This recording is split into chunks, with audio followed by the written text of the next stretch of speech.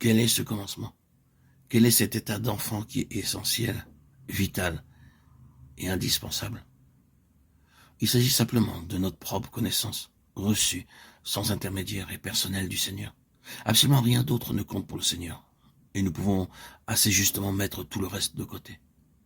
Cela a pu être une longue suite d'histoires dans le monde du péché et d'apostasie, d'indifférence ou d'hostilité à l'égard de Dieu, ou notez-le, une vie longue d'étroite collaboration avec les choses de Dieu, soit en y étant nés, soit plus tard, en intégrant un foyer chrétien où nous étions entourés par toutes les choses de Dieu.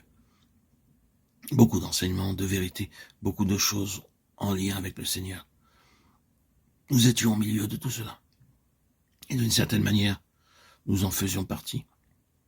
Pourtant, dans les deux cas, dans le monde rejetant Dieu ou au milieu d'un solide ordre religieux de choses, sans vraiment en être nous-mêmes, il n'existait aucune réelle connaissance personnelle et directe du Seigneur.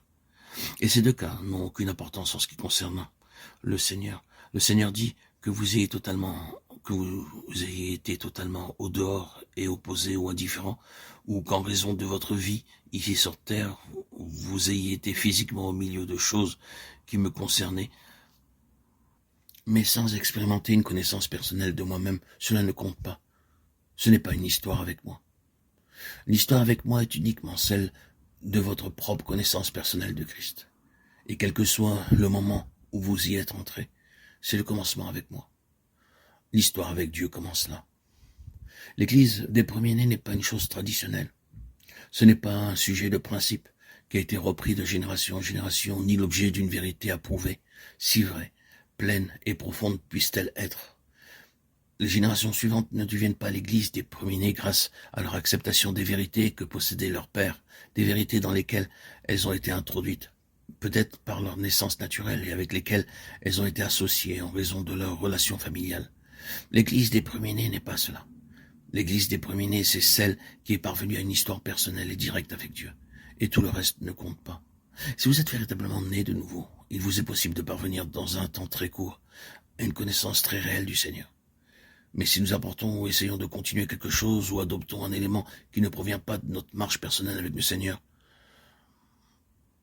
nous compliquons toute la situation. Ces propos, bien évidemment, vont à l'encontre d'un certain ordre et d'un certain courant, mais d'un autre côté, de quelle valeur elle est, quel fardeau, quel revers une histoire peut être si nous l'autorisons. Bien sûr, nous pouvons aussi permettre à des années vides de relation avec Dieu de générer en nous beaucoup de détresse et nous faire ressentir qu'à cause du temps important perdu dans nos vies, nous ne pouvons jamais parvenir à aucune plénitude et nous devons nous contenter de très peu. Or, ceci est vraiment une mauvaise attitude et ce n'est pas celle que le Seigneur prend. Le Seigneur peut nous conduire à une grande mesure de la plénitude de Christ dans ce que nous pourrions appeler un temps relativement court, pourvu que nous adoptions son attitude à l'égard de toute autre histoire. Elle prend fin avec la croix du Seigneur Jésus, et l'histoire spirituelle commence dans une union avec lui dans sa résurrection. Cela donne à Dieu une voie dégagée.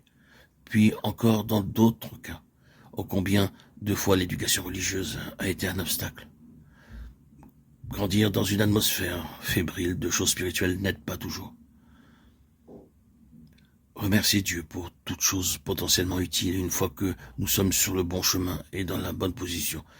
Mais avant que nous ayons notre propre connaissance personnelle de Dieu, tout cela peut être pour nous d'un grand fardeau, d'un grand poids, d'une grande mort et d'aucune utilité.